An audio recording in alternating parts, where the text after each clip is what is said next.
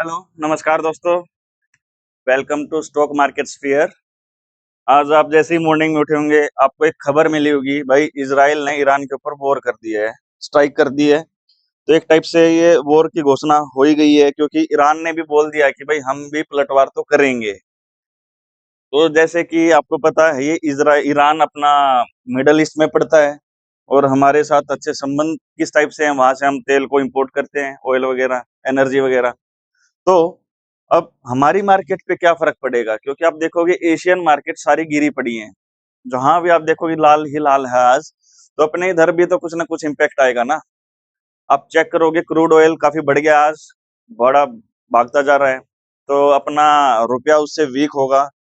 तो क्या क्या इम्पैक्ट इंडियन मार्केट पे पड़ेंगे वो हम सब देख लेते हैं एक बार, क्योंकि जरूरी है हमारे लिए कि शॉर्ट टर्म और लॉन्ग टर्म में हमारे लिए क्या क्या हमें अफेक्ट कर सकता है। तो देखिए,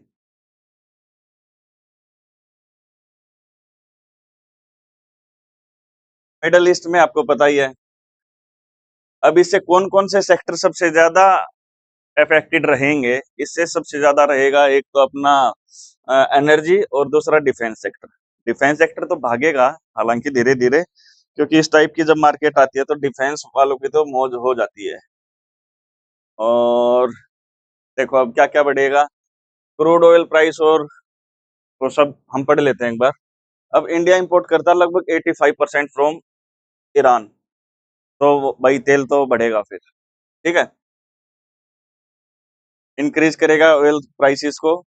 और इससे क्या-क्या इम्पैक्ट आएँगे अगर हम देखेंगे, अगर ये वॉर अगर लंबा चलता है तो इन्फ्लेशन हमारा, महँगाई वगैरह बढ़ जाएगी, ट्रेड में दिक्कत आएगी और हमारा जो रुपया है वो डॉलर के मुकाबले में कमज़ोर हो जाएगा। तो काफ़ी गंभीर परिणाम हो सकते हैं, ठीक है?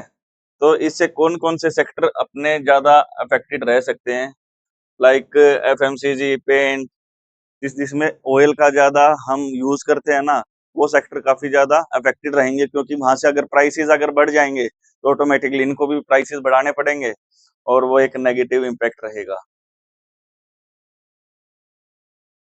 हाँ, अब आप देखोगे आज मार्केट अभी हम 9-10 के आस-पास अभी इसको रिकॉर्ड कर रहे हैं, तो मार्केट ओपन होगी होगी 300-400 पॉइंट की, तो मेरे हिसाब से नेगेटिव ओपनिंग होनी चाहिए और पूरा दिन आज बहुत भयंकर उठा-पटक रहने वाली है। वो कैसे? क्योंकि इस टाइप की जब भी मार्केट आती है तो विक्स धड़ाम से बढ़ता है। विक्स अब मेरे हिसाब से 13-14 के बीच में था। आज हमें उसमें 10 से 15% के आसपास की जो इंक्रीज़ है वो देखने को मिल सकती है। विक्स बढ़ेगी तो वोलेटिलिटी बढ़ेगी, क्योंकि विक्स वोलेटिलिटी इंडेक्स ही होता है। अब ये बोल रहा है शॉर्ट टर्म में करेक्शन आएगा निफ्टी में। अगर ये कुछ दिन अगर सस्टेन करता है तो निफ्टी मेरे हिसाब से 2 से 5% के आसपास करेक्शन हमें दे देगी। अभी हमारा जो मेजर सपोर्ट है वो 24,500 के आसपास का है। देखते हैं आज उसको सस्टेन करती है या फिर उसको ब्रीच करके और नीचे की लेग्स खोल देती है। हाँ, इसमें वही बता रखा है भाई, अपना आईएनआर जो होगा वो वीक हो जाएगा। पैसा रुपया जो हमारा है वो वीक हो जाएगा और बॉन्ड मार्केट में वोलेटिलिटी आएगी। ठीक है ना? तो ये सब तो भाई रहना ही है। हाँ, अब ये इम्पोर्टेंट है कि भाई इस टाइप की मार्केट में कौन से सेक्टर रहेंगे हमारे, जो ज़्यादा जिनके ऊपर इम्पैक्ट पड़ेगा। नेगेटिव क्या रहेगा, जैसा कि हमने पहले डिस्कस किया, ऑयल, एयरलाइंस में भी ऑयल और एफएमसीजी, पेंट्स वगैरह। जिस-जिस चीज़ में ऑयल से ज़्यादा जो भी हम इम्पोर्ट करते हैं ना इससे ईरान से, तो उन सब में तो भाई देखो दिक्कत आएगी, नेगेटिव इम्पैक्ट रहेगा। तो पॉजिटिव किस टाइप का रह सकता है, जो खुद हम एक्सपोर्ट करते हैं उसमें रहेगा। ये 2-4 जैसे ओएनजीसी हो गया, ऑयल इंडिया हो गया। डिफेंस सेक्टर जैसे बीएलएचएल, बीडीएल, इसको क्या बोलते हैं? भारत डायनामिक्स बोलते हैं शायद।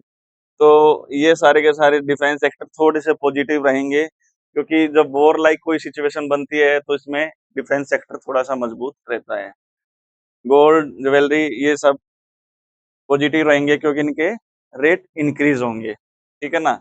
मिक्स क्या रहेगा, आईटी और फार्मा जो अपना रहेगा उसके ऊपर कोई ज्यादा देखने को हमें फर्क नहीं पड़ेगा। हाँ, अगर डॉलर बढ़ता है तो आईटी वाले जो सेक्टर है वो थोड़ा सा बूम कर देगा, क्योंकि उनके लिए डॉलर का बढ़ना एक पॉजिटिव संकेत रहता है, ठीक है ना?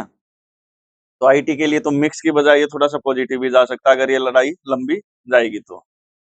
अब हमारी क्या स्ट्रेटेजी रहनी चाहिए इस टाइप की मार्केट में? तो शॉर्ट टर्म में तो आप भाई मार्केट से दूर रहो। जब तक ये वॉर लाइक सिचुएशन रहती है, आप जो भी ट्रेड लोगे, आपके अगेंस्ट ही जाएगी। आप कहीं न कहीं लॉस करोगे। तो पैसे को बचाना भी एक टाइप से ट्रेडिंग ही है, आर्ट ही है। आप एटलीस्ट एसएल नहीं दोगे या फिर मार्केट को नहीं दोगे, तो कहीं न कहीं आप अपना पैसा बचा लोगे। तो मेरा तो यही सजेशन है कि आप कुछ दिन ट्रेड ना ही करो, बेटर रहेगा आपके लिए भी और आपके दिमाग के लिए भी। लॉन्ग टर्म में तो भाई क्या ही रहेगा, ये एक टाइप की अपॉर्च्युनिटी हो सकती है कि जब भी निफ्टी अब आपको दोबारा बॉटम पे मिले, आप तो उस टाइम पे बाय करके चल सकते हो। अच्छा खासा आपको एक एवरेज करने का मौका मिलेगा। ठीक है, लॉन्ग टर्म इन्वेस्टर्स के लिए तो ऐसी कोई बड़ी बात है ही नहीं। तो फोकस क्या है, डिफेंसिव सेक्टर और गोल्ड में आप क्या कर सकते हो, थोड़ी सी बाइंग कर सकते हो, क्योंकि ये सेक्टर थोड़ा सा लीड कर सकते हैं।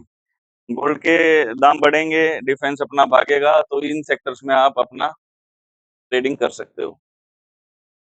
हाँ, एफआईज अब अपनी आगे की जो भी रहेगी मार्केट की डायरेक्शन वो बताएंगे। एफआईज अगर यहाँ से पैनिक में होकर अगर निकलते हैं और डीआईज ने साथ नहीं दिया, तो हो सकता है हमारे इधर गिरावट थोड़ी सी ज्यादा भी देखने को मिल सकती है। तो देखते हैं। तो आप अपडेट लेते रहें एफआईज और क्रूड वगैरह, क्या कुछ हमारा ज्यादा तो नहीं बढ़ रहा है ना? अब हम भाई एनर्जी पे हम डिपेंड हैं मिडल ईस्ट पे, तो हमारे लिए तो थोड़ी सी खतरे की घंटी बज ही गई है ना? शॉर्ट टर्म में तो भाई मार्केट को बिल्कुल डेंट करेगा ये, इसके में तो कोई डाउट है ही नहीं, शॉर्ट टर्म में तो डेंट करेगा। ठीक है, सेक्टर वाइज आपको अप्रोच करनी है। जो मजबूत सेक्टर है आप उन्हीं में आप देख सकते हैं। जो वीक वाले सेक्टर आएंगे, थोड़ा सा टाइम रुक के, जब भी ये रहे कि हाँ अब थोड़ा सा मार्केट में थोड़ा सा मोमेंटम ठीक बन गया है, आप एवरेज कर सकते हैं। ओके, ये सारी चीजें हमें देखने, जैसे क्रूड हो गया, रुपया हो गया, एफआई ट्रेंड क्या रहेगा आगे। तो ये हमारा एक छोटा सा आज का एक लेक्चर था कि भाई इसमें हम बताएं कि मार्केट में अब आगे क्या हो सकता है। देखो अभी आप देखोगे निफ्टी लगभग 24,600 के आसपास है।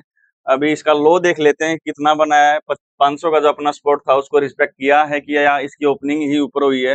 अभी हम तो वीडियो बनाने में बिजी थे, तो पता नहीं मार्केट कहाँ ओपन हुई है, क्या कुछ रहा है, एक बार देख लेते हैं आउटलुक आज दिन में क्या कुछ कर सकती है हमारे निफ्टी और अपना बैंक निफ्टी जो भी मार्केट में।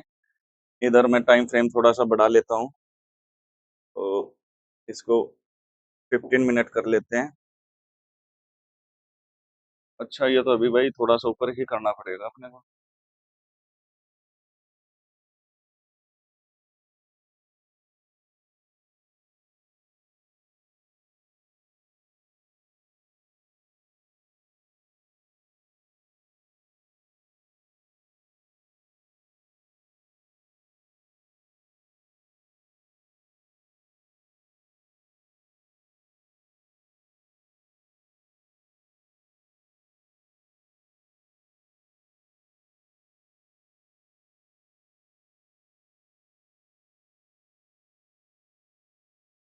ये देखिए आज निफ्टी ओपन लो बनाया है, काफी अच्छी चीज है ये। अगर निफ्टी में ओपन लो बना है तो उसको अगर 1 घंटा अगर सस्टेन करती है तो एक टाइप से आपका ऐसे लो जाएगा। आज ये ओपन लो बना है, 24,450 के आसपास ओपनिंग की है, अभी 24,600 के आसपास चल रही है। तो आज की क्लोजिंग जो है वो 24,500 के नीचे ना होगा, नहीं हुई तो हमारे लिए काफी एक अच्छा संकेत रहेगा कि मार्केट ने कहीं ना कहीं ठहराव किया है। तो एक बार हम देख भी लेते हैं कि मैंने ऐसा 24,500 का ही लेवल क्यों बोला है।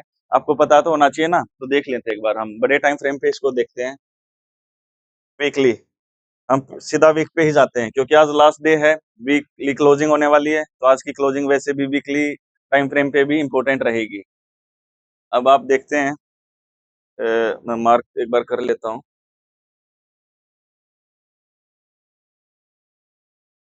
आप ये देखिए, यहाँ ये वाला जो पोर्शन है 24,500, ये काफी इंपॉर्टेंट है।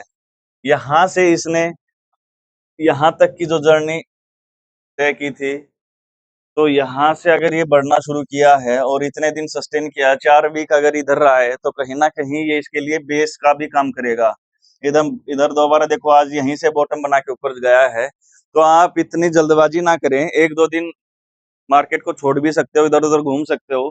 तो निफ्टी का तो ऐसा ही है, कि अपना स्पोर्ट जो पहला रहेगा वो 24,500 ही रहेगा। उसके बाद स्पोर्ट 2 रहेगा, वो जो आज का लो रहेगा जो 24,450 के आसपास रहेगा। क्यों? क्योंकि आज वहां ओपन लो बना है, और ओपन लो जब बनता है इस टाइप की मार्केट में, वो तो बहुत अच्छा एसएल का काम करता है। इसके बाद अपना क्या आएगा, सीधा देखो 24,000 तक कोई बीच में रुकावट है ही नहीं, तो स्पोर्ट 3 जो रहेगा वो सीधा 24,000 आ जाएगा। अगर यहाँ से अगर मार्केट ने 24,450 को तोड़ के नीचे क्लोजिंग अगर आज ये करता है, तो यहाँ तक के निफ्टी के सीधे सीधे ओपन हो जाएंगे टारगेट 24,000 तक के, ठीक है ना। उसके बाद हम अगला वीडियो बना लेंगे, देख लेंगे उसमें क्या कुछ है। तो ऊपर के रेजिस्टेंस में मैं आपको बता देता हूँ, R1 क्या रहेगा, इसको हम एक बार डे टाइम फ्रेम पे देख लेते हैं, क्योंकि ये तो वीकली है, वीकली तो बहुत ऊपर है, 25,200, 25,000 और 25,200, बट उसके बीच में भी एक दो लेवल रह सकते हैं। तो ये हमारे दो रेजिस्टेंस बड़े हैं, ये तो बड़े हैं, इनके बीच में भी एक बार हम देख लेते हैं। टाइम फ्रेम एक बार थोड़ा सा छोटा कर लेते हैं, डे टाइम फ्रेम पे चलते हैं कि हाँ हमारे आने वाले रेजिस्टेंस अब आसपास में क्या रहेंगे, वो हमें पता होना चाहिए। भाई क्या ही पता होना चाहिए अभी तो ये एक वो बन गया है, ये देखो ये गैप बन गया है,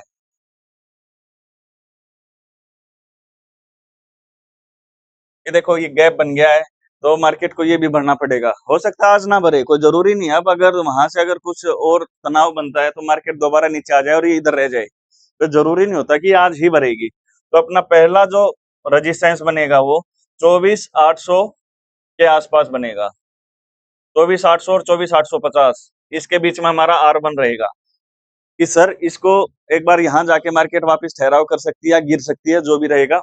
R1 तो अपना ये है सिंपल सा, अभी काफी ऊपर है, वो देखते हैं हम। उसके बाद अपना R2 जो रहेगा वो रहेगा 25,000, ठीक है। उसके बाद अपना R3 जो रहेगा रेजिस्टेंस 3, वो रहेगा 25,100, यहीं तक रख लो यार, इतना ऊपर का तो, और ऊपर के तो बहुत सारे हैं, इतना ही बहुत है। तो निफ्टी का अपना ये आउटलुक है कि हाँ अगर मिडल ईस्ट में अगर टेंशन बढ़ रही है, तो एटलीस्ट आज हमारे पास निफ्टी में स्टॉप लॉस भी है, ऊपर के टारगेट भी है, नीचे के भी हैं। क्या रहेगा अकॉर्डिंगली आप ट्रेड प्लान कर सकते हो।